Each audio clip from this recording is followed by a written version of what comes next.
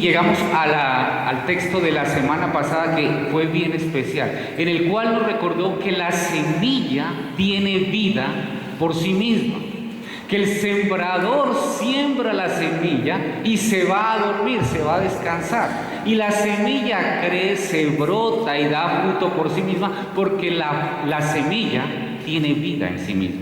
La palabra de Dios tiene vida en sí misma. El sembrador, mientras descansa, mientras duerme, la semilla va naciendo, y dice allí, sin saber cómo. Nosotros muchas veces no entendemos de qué manera sucede, y hace 8 días nos decían que damos una palabra, damos una enseñanza, pasa el tiempo y ni siquiera nos damos cuenta nosotros cómo, pero años más tarde vemos que esa semilla dio fruto. La semilla de la palabra de Dios tiene vida en sí misma y crece en el terreno que está adecuado para el crecimiento de esa semilla. Después viene la parábola de la semilla de mostaza, que nos muestra que los principios son pequeños, pero llevan a grandes finales. Obviamente siempre teniendo en cuenta que el terreno es el que tiene que estar adecuado. Y en este momento de la historia donde llegamos, ya los discípulos deben tener un entendimiento claro de quién es Jesús. Podríamos decir que los discípulos ya están listos, ya han visto lo que tenían que ver, ya han escuchado lo que tenían que escuchar, ya saben lo que tenían que saber. Pero Jesús no quiere que ellos vivan una fe estática. No quieren que vivan una vida cristiana plana. Jesús los va a llevar al crecimiento, a la madurez, a que revisen cómo está su fruto. Jesús no quiere despreocupación, sino propósito.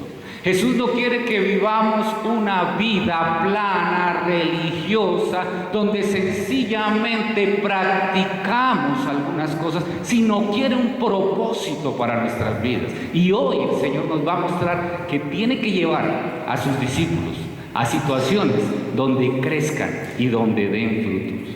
Esos refranes que Él decía echaban raíces en los corazones, en la memoria de ellos. Pero el fruto se estaba dando. ¿Cuál es el título de la reflexión de hoy? Cruzando.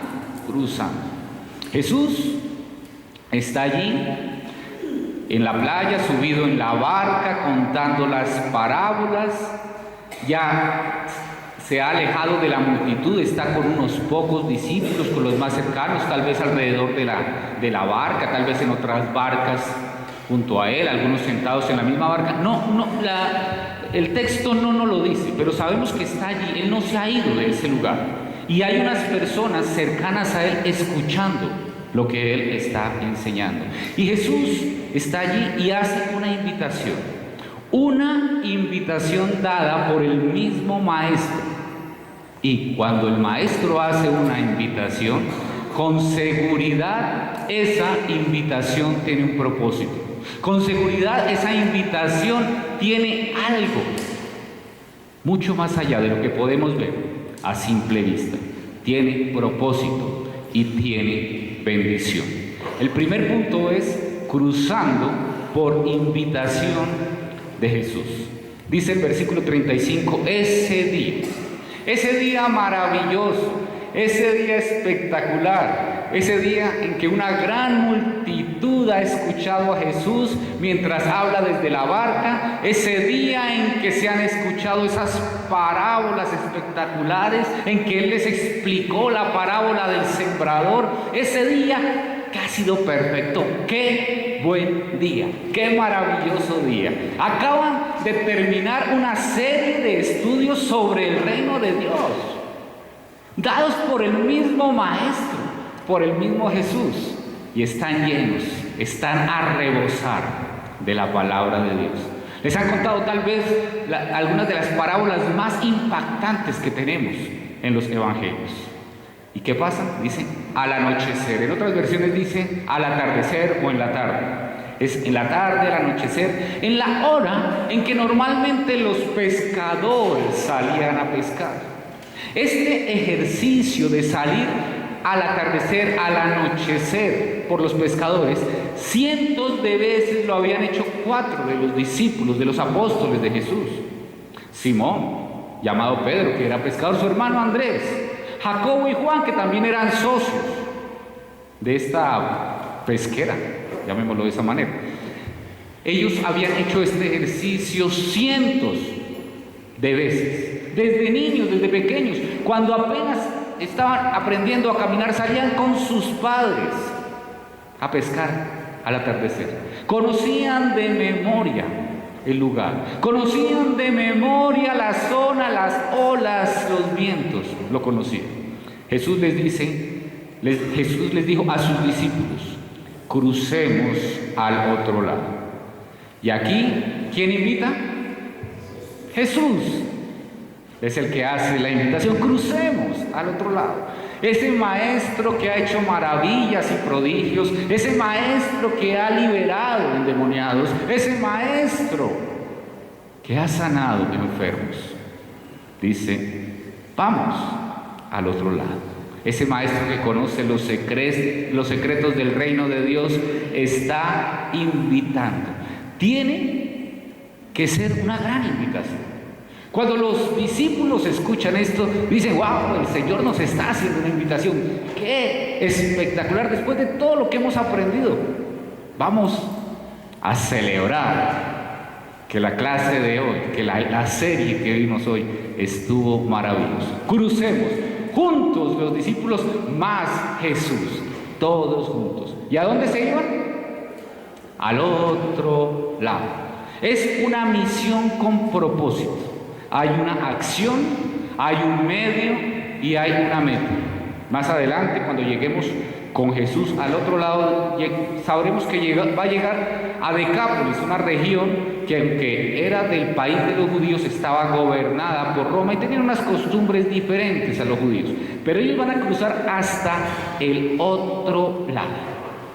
Y Jesús no pidió una barca mejorada. No dijo: vamos a hacerle algo especial a la barca porque vamos a ir hasta el otro lado. No pidió una tripulación especial: por favor, tráiganme unos capitanes de buque que sepan mucho de navegación, porque vamos a ir hasta el otro lado. No pidió un equipo con una tecnología avanzada. No pidió nada especial. Iban los discípulos, ahí iba Jesús. Y Jesús también a nosotros nos invita a una misión. Nos invita a seguir. Nos invita a veces a ir al otro lado. Con propósito, con misión. Él nos va a llevar, de acuerdo a lo que hemos visto en los versículos anteriores, a hacer luz, a alumbrar, a llevar la palabra de Dios, a sembrar la palabra de Dios, cruzar al otro lado. Y no está pidiendo que tengamos algo especial. No está pidiendo que seamos espectaculares en algo. Ni está pidiendo que tengamos equipos especiales, lugares especiales. Nada especial. Tal cual y como somos nosotros. Lo único que nos pide es que aceptemos la invitación y que confiemos que Él va con nosotros. Que si Él va con nosotros, vamos a llegar al otro lado. Que Él no nos va a abandonar en el camino. Dice el versículo 36, dejaron a la multitud y se fueron con Él en la barca donde estaba. Se alejan de la multitud. Recordemos que Jesús estaba enseñando a la multitud, se aleja de la multitud con unos pocos y se va con esos pocos en la barca. Yo no imagino cuál sería la cara de estos discípulos. Voy con Jesús en la barca. Ellos se quedaron allá. Somos de los que van en la barca de Jesús. Ellos se quedaron allá. Nosotros somos los de la parábola, somos los que damos fruto. Esos son terrenos de dudosa reputación y suben a la barca victoriosos, contentos, porque son los especiales. Tenemos mucha fe, sabemos mucho acerca del reino porque nos han contado los secretos del reino. El reino de Dios está creciendo en nosotros, tenemos mucho fruto. Tal vez pensaban ellos. Posiblemente si yo hubiera estado entre aquel grupo en esa barca, eso es lo que yo estaría pensando. Tal vez hay algo especial en mí que no tienen aquellos que se quedaron en la orilla. Pero Jesús tiene un propósito con todo. Los discípulos tenían que pasar por un examen, una prueba que les mostraría cuánto fruto había dado la semilla de la palabra que les había sembrado Jesús. ¿Cuánto fruto hay? Incluso tendrían que preguntarse si habían dado algo de cosecha. O tal vez no eran del buen terreno, sino del terreno pedregoso, o del camino, o del terreno con espinas. ¿Habrían dado fruto? Los discípulos estaban muy tranquilos, estaban cómodos. Los discípulos no saben que hoy es día de examen, de quiz.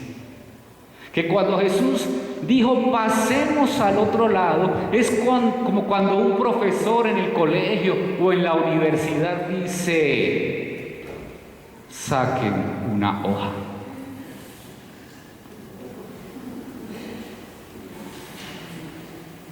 Lo sentimos un poquito allá, ¿cierto?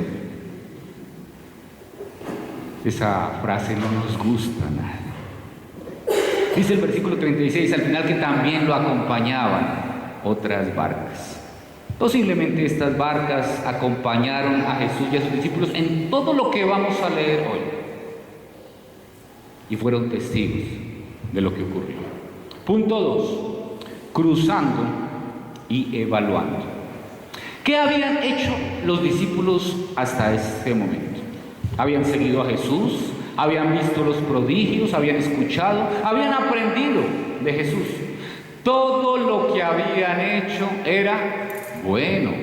Espectaculares estudiantes. No tenían por qué preocuparse porque el profesor les dijera, saquen una hoja.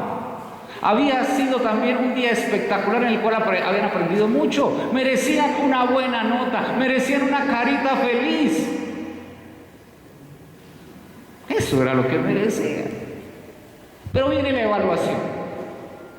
Versículo 37 dice, se desató entonces una fuerte tormenta. Sin embargo, se desata una tormenta fuerte. ¿Habían hecho algo malo para que les llegara una tormenta? ¿No habían puesto atención en clase? ¿Se habían salido del salón a la cafetería? No, todo lo habían hecho bien. No merecían una tormenta. A veces tendemos a preguntar, pero ¿qué hice de malo para que llegue a mi vida una tormenta? Señor, ¿qué hice de malo? ¿Por qué a mí? Bueno, es cierto que en ocasiones las dificultades llegan porque somos necios y tomamos las decisiones que no le agradan al Señor y que vamos a sufrir las consecuencias. Y ahí decimos, bueno, yo me lo busqué. Pero este no es el caso. Muchas veces En la vida de nosotros, los seguidores de Jesús, vienen dificultades sin que la consecuencia haya sido una mala decisión o caer en pecado. Continúa diciendo el versículo 37 que y las olas azotaban la barca tanto que ya comenzaba a inundarse. Y esta situación muestra lo que normalmente sucede en la vida de cualquier seguidor de Jesús, de cualquier discípulo de Jesús. Los que llevamos años caminando tras las huellas de Jesús, sabemos que vienen tiempos de serenidad espiritual, de gozo, donde todo es espectacular y de pronto se alternan con periodos difíciles de prueba, donde la tormenta no nos gusta. Pero tenemos que pasar por la tormenta. Y lo peor, a nuestros ojos, pero lo mejor a los ojos de Dios, es que a todo esto nos invita Jesús. Las situaciones de la vida diaria, los acontecimientos prácticos en nuestra vida son la única forma de completar la enseñanza teórica. Cualquier profesional que esté aquí sabe que uno sale de la universidad cabezón de teoría, pero cuando llega a la práctica el primer día, cualquier persona que esté trabajando para el jefe sabe más que uno. Y que es ese ejercicio, esa práctica, la que va haciendo que esa teoría se haga real en nuestras vidas. Y así es con la palabra de Dios. Sin duda para ellos había sido muy interesante escuchar al maestro con esas enseñanzas tan maravillosas y esas historias tan formidables. Mejor que estar suscrito a Netflix. ¡Qué parábolas tan espectaculares!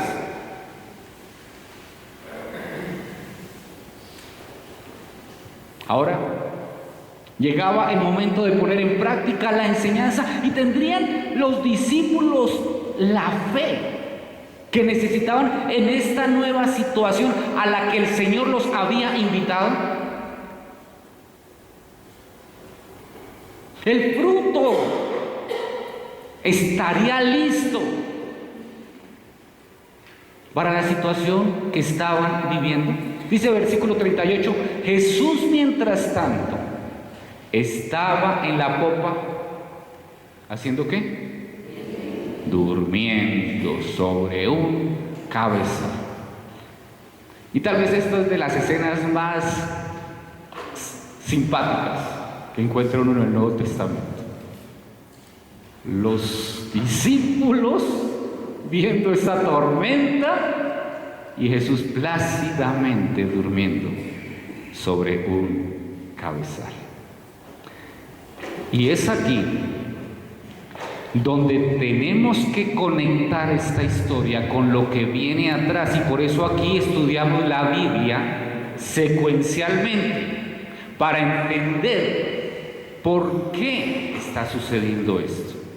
La semana pasada vimos que el sembrador, ¿qué hizo? Sembró y después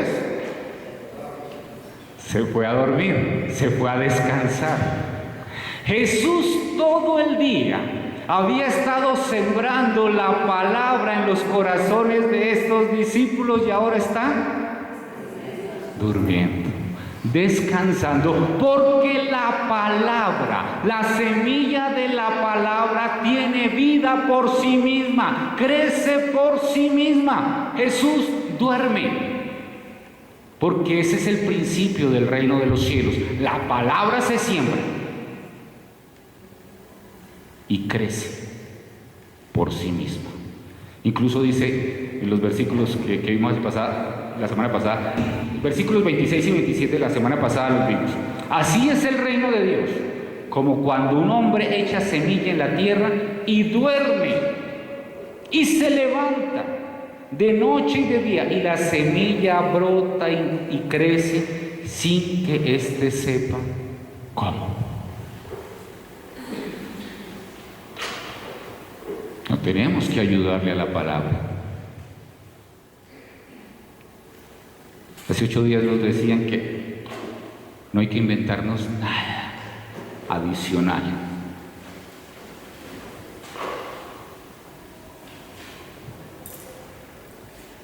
Nada adicional. Todo lo que nos inventemos los seres humanos para ayudarle a la palabra, lo único que hace es estorbo. Nada. Y aquí vemos a Jesús el sembrador que ha puesto la semilla de la palabra de Dios en los corazones de los discípulos durmiendo, esperando que el fruto salga, que la cosecha se vea. Y ahora es tiempo de evaluación, ahora se verá cuánto fruto dan los corazones de estos discípulos. Dice el versículo 38 a continuación, así que los discípulos lo despertaron. Y como les decía, estaban Simón, Pedro, Andrés, Juan y Jacobo, pescadores de profesión. Porque si las personas que fueran en la barca fueran como yo, que en un laguito de un parque de diversiones medio se mueve la lanchita, que es para niños y se siente yo siento que eso se va a caer, se va a hundir, se va a voltear, pues vaya, venga, ¿no? Que se asusten. Pero estamos hablando de pescadores de profesión, desde niños habían crecido. Si yo hubiera estado allí, era obvio y normal que yo hubiera corrido a despertar a un carpintero para que me ayude a navegar. Pero aquí vemos 4 pescadores de profesión despertando a un carpintero para que los ayude a navegar. Bueno, ellos sabían que el carpintero no era cualquier carpintero. Pero aquí lo importante de esta historia, y es allí donde a veces nos desenfocamos un poco, lo importante de esta historia no es la tormenta. Lo importante de esta historia es el fruto de la palabra de Dios que se ve en la reacción de los discípulos a esa tormenta. Maestro, dice a continuación, gritaron, ¿no te importa que nos ahoguemos? Y aquí llega al punto en que los discípulos están cuestionando a Jesús. Le están haciendo un reclamo a Jesús.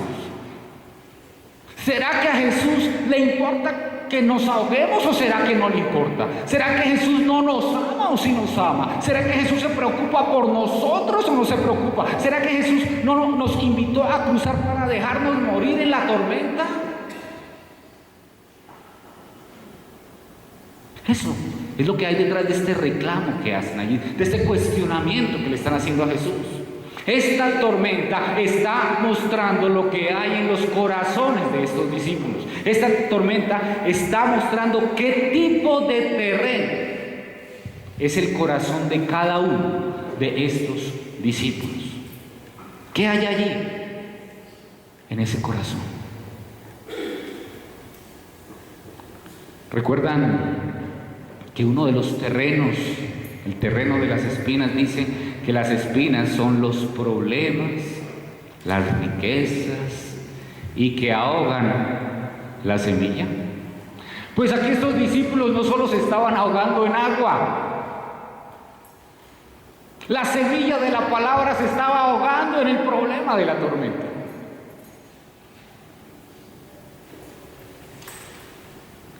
Y ahí es donde nosotros tenemos que mirarnos a nosotros mismos. ¿Cómo reaccionamos cuando viene la tormenta a nuestra vida? ¿Cómo reaccionamos cuando viene la tormenta? En medio del propósito que Dios ha puesto en nuestra existencia. ¿Cómo respondemos a las situaciones límite de nuestra vida? Se nota el fruto de la palabra de Dios. Se nota. ¿Cómo reaccionamos en la enfermedad? ¿Cómo reaccionamos en la crisis financiera? ¿Cómo reaccionamos en una crisis familiar? Dejamos que esas espinas ahoguen el fruto que está saliendo de la palabra de Dios. Lo dejamos. Y los discípulos habían entendido algunas verdades del reino de Dios, pero aún no habían dado fruto. Aún no. Y eso es algo que nos tiene que hablar a nosotros hoy. Porque tú y yo podemos entender principios de la palabra de Dios. Podemos entender mucho de la palabra de Dios. La pregunta no es si entendemos, porque estos discípulos habían entendido. La pregunta es, ¿esa palabra ha dado fruto? El terreno de mi corazón está permitiendo que dé fruto esa palabra.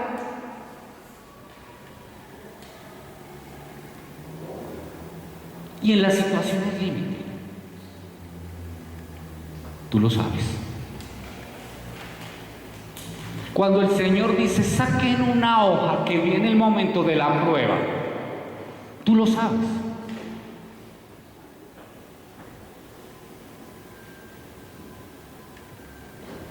¿Cómo estaba Jesús? Durmiendo, tranquilo. El simple hecho de ver a Jesús durmiendo es suficiente evidencia de que yo debo estar tranquilo. El simple hecho que Jesús esté tranquilo y Jesús está en la barca conmigo es suficiente evidencia que yo debo estar igual de tranquilo que Jesús. Por algo Jesús está tranquilo. Pero a veces nosotros hacemos todo lo contrario. El Señor nos invita a un examen y sabemos que Jesús tiene el control de todo. Y sabemos que Jesús está a nuestro lado. Y sabemos que Jesús está tranquilo porque Él no se intranquiliza por eso. ¿Y nosotros cómo estamos? Señor, no te preocupes, mira que me estoy ahogando. Y esa es la situación que vivimos muchas veces. ¿Cómo está nuestro fruto? Los discípulos ya habían visto y oído a Jesús. Y su mirada se puede situar en dos puntos. O miran la tormenta o miran a Jesús. ¿A dónde miraron? Y cuando tú estás en medio de la dificultad, ¿qué miras? ¿La dificultad o a Jesús? Tú lo sabes y yo lo sé.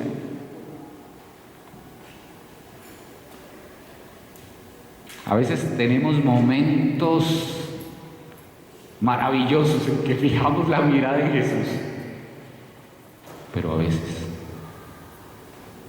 no podemos apartar la mirada de la tormenta. Y es allí cuando las espinas le roban el fruto a la palabra. Cuando apartamos la mirada de Jesús, cuando dejamos de seguir sus pasos por mirar a otro lado, a los problemas que tenemos se añaden otros.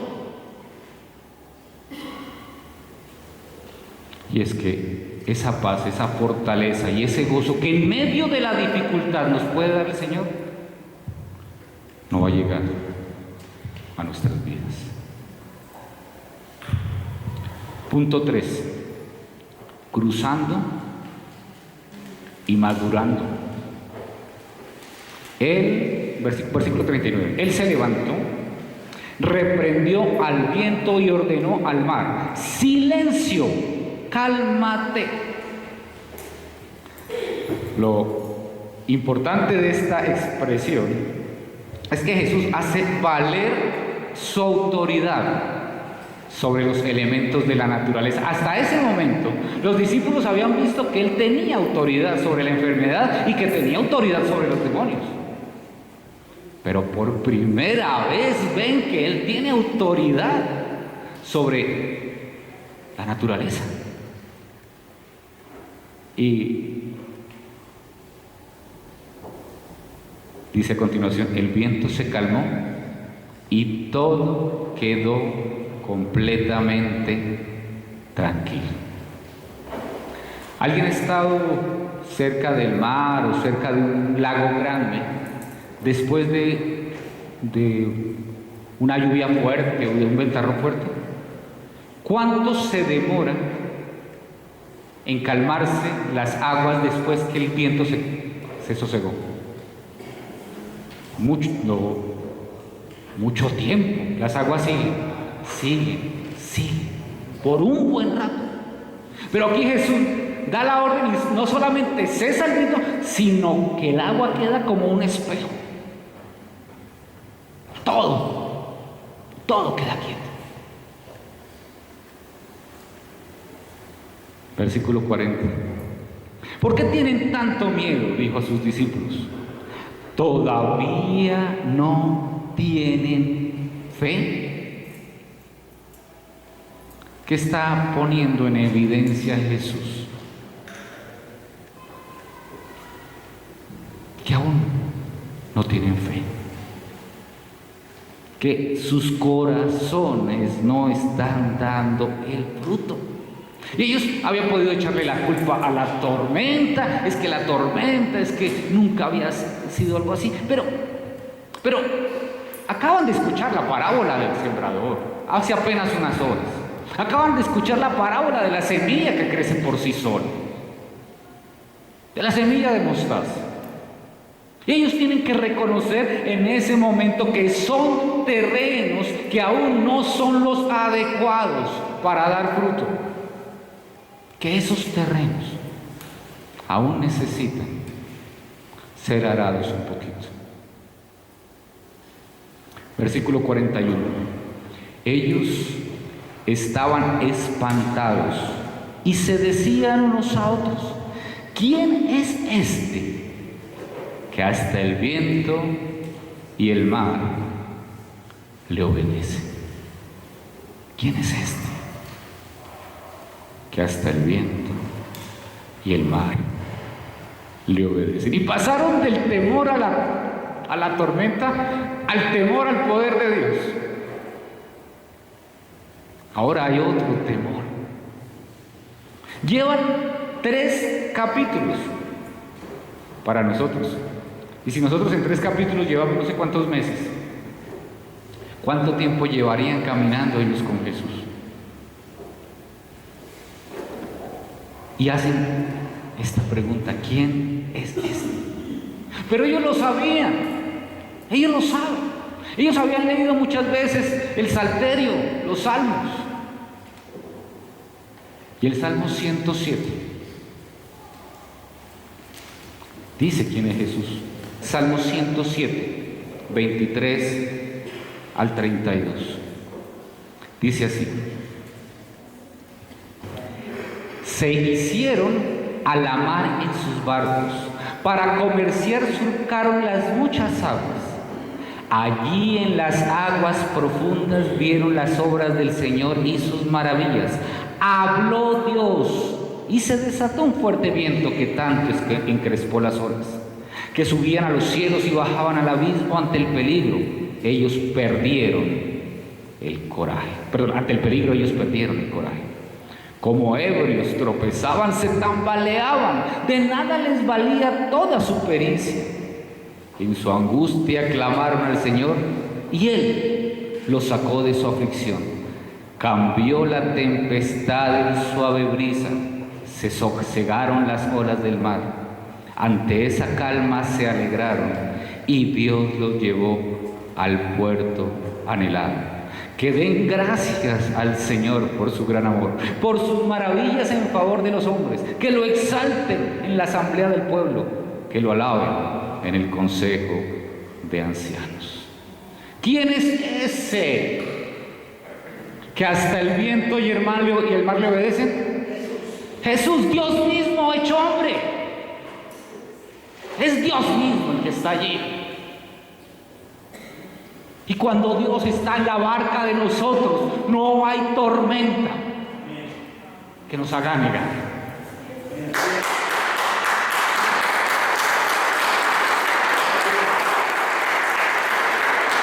Porque Él tiene poder sobre todo. Porque para Él no hay nada imposible. Y cuando estaba leyendo este texto,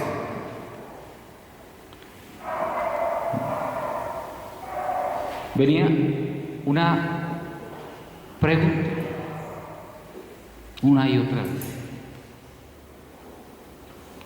¿Y cuál es nuestra misión? ¿Cuál es nuestro propósito? ¿Cuál es mi misión? ¿Cuál es mi propósito? Nosotros como comunidad, ¿cuál es nuestra misión y nuestro propósito? Estamos en esta ciudad. Dios nos puso en esta ciudad para llevar la palabra de Dios, para sembrar la palabra de Dios. Esa es nuestra misión. Y es tan delicada porque hoy día se está usando la Biblia para decir opiniones personales. La palabra de Dios está siendo manoseada para llenar bolsillos, para controlar gente, como trampolín político para darle fama a las personas. Y nosotros tenemos acá una misión, una iglesia que está cimentada sobre la palabra, que solamente predicamos la palabra versículo a versículo. ¿Cuál es nuestra misión? Dios nos ha llamado como comunidad y a otras comunidades que tienen el mismo celo. A mí me ha llamado como siervo y a otros siervos que tienen el mismo celo, para que crucemos llevando la palabra. Y van a venir tormentas, porque las verdades fundamentales de la palabra de Dios se están perdiendo. Y por siglos un remanente las ha venido defendiendo. Las ha venido defendiendo. Y permanentemente la iglesia, el remanente que lleva la palabra de Dios, ha sufrido la tormenta de la persecución. Y es parte de la vida de los seguidores de Jesús desde ese mismo día, en esa barca. Las tormentas vienen sobre los que queremos sembrar la palabra de Dios. Y cruzando ese mar para cumplir el propósito que tenemos como iglesia, para cumplir el propósito al cual el Señor me ha llamado como siervo, también vamos a sufrir tormentas. Y al igual que por siglos la iglesia sufrió persecución y señalamiento, nosotros también vamos a sufrir persecución, señalamiento, van a hablar mal de nosotros. Así ha sido siempre. Y esas son las tormentas que tenemos que sufrir. Ahora, ¿dónde vamos a poner la mirada? ¿En la tormenta o en Jesús? ¿En la tormenta o en la palabra de Dios? Y yo prefiero ganar detractores por exponer la palabra de Dios, por ampliar o abrir mejor la Biblia y exponerla fielmente, que ganar aliados añadiéndole o quitándole la palabra de Dios. Y que venga la tormenta que venga, porque para eso nos puso el Señor en este lugar, para hacer luz, para iluminar y para alumbrar con la palabra de Dios. Si solo hablamos desde las generalidades que a la gente le gusta, si solo nos limitamos a hablar de Dios te ama, seamos tolerantes. Sí, nos van a aplaudir y nos van a seguir. Pero eso no es lo que quiere el Señor. Tenemos un propósito, tenemos una misión y hay que cumplirla. Venga la tormenta que venga. Porque aquí no somos servidores del Señor para beneficiarnos, sino para exponer la palabra de Dios. Y no somos esclavos de ningún ser humano. Y no somos esclavos de ninguna organización. Somos esclavos del Señor porque Él es el único que nos compró por sangre y con sangre en la obra de Dios del Calvario.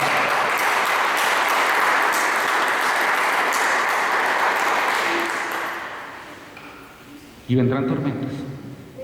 Y somos una comunidad privilegiada porque tenemos una misión privilegiada. Una misión maravillosa. Una misión espectacular. Sembrar la palabra de Dios no adulterada en los corazones de las personas que el Señor ponga en nuestros caminos. Y sabemos que vamos a encontrar personas que prefieren que les prediquemos engaños. Y sabemos que hay personas que prefieren que no les prediquen, sino que los pongan a practicar religiones. Pero nosotros tenemos una misión clara: llevar la palabra de Dios, solo la Biblia. Y esta comunidad, este siervo, está en la barca con Jesucristo y su palabra. Y mientras estemos en la barca con Jesucristo y su palabra, vamos a estar tranquilos en medio de la tormenta que se nos viene.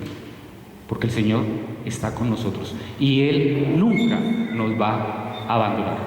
Somos parte de ese remanente que por casi 2000 años ha enarbolado la misión más sagrada. Y no importa la tormenta que venga, no vamos a darle la espalda al Señor que nos llama. Tenemos una misión.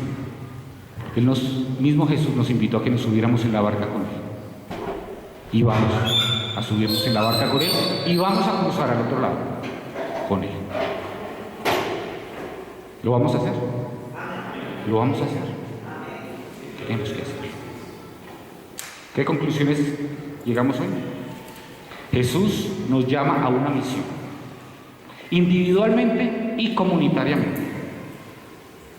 Y cumpliendo con esa misión, con ese propósito que nos ha dado, vamos a ir evaluando cómo crece esa semilla, qué fruto estamos dando cuando se ha sembrado la semilla de Dios en nuestros corazones. ¿Y saben algo? ¿Quién va con nosotros? ¿Quién va contigo? ¿Quién va conmigo? Es el mismo Jesús, que puede con una orden aquietar la tormenta más brava, porque Él es Dios. Les he dejado unas preguntas para reflexionar.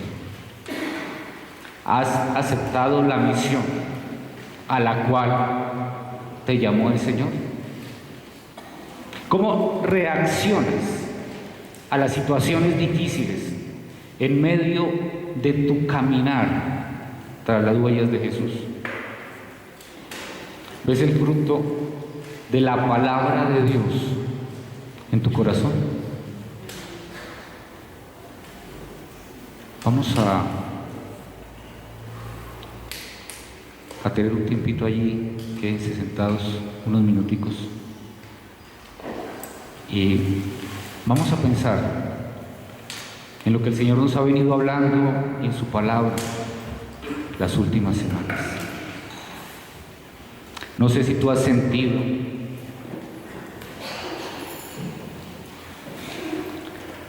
persecución, si has sentido señalamiento, si te han ofendido, si te has sentido maltratado, solamente por tratar de seguir a Jesús, por buscarlo en su palabra. Pero si es así, hoy te quiero recordar que Jesús nos soltó a sus discípulos en medio de la tormenta, a pesar de lo frágiles que estaban aún en su fe. Y no te va a soltar a ti. Él no te va a soltar ni cuando estés en calma, ni cuando estés en tormenta, porque el Señor está contigo en todo momento. Y si en este momento viene a tu mente ese rechazo, ese señalamiento, yo te quiero decir que haciendo esta reflexión, el Señor me invitó a dormir plácidamente. Y he dormido plácidamente estos días en medio de la tormenta. Porque si Él duerme, yo puedo recostarme a su lado y dormir con Él.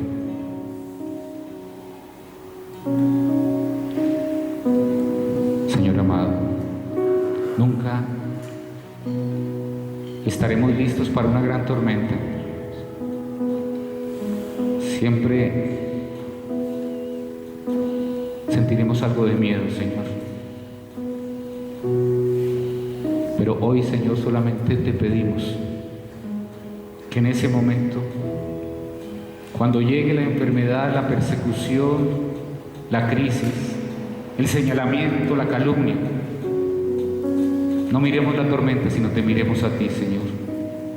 Y tú nos darás paz en medio de la tormenta. Y tú nunca nos soltarás, Señor. Nunca, nunca nos soltarás, Señor. Gracias, Señor, por tu amor. Gracias, Señor, porque podemos descansar en ti.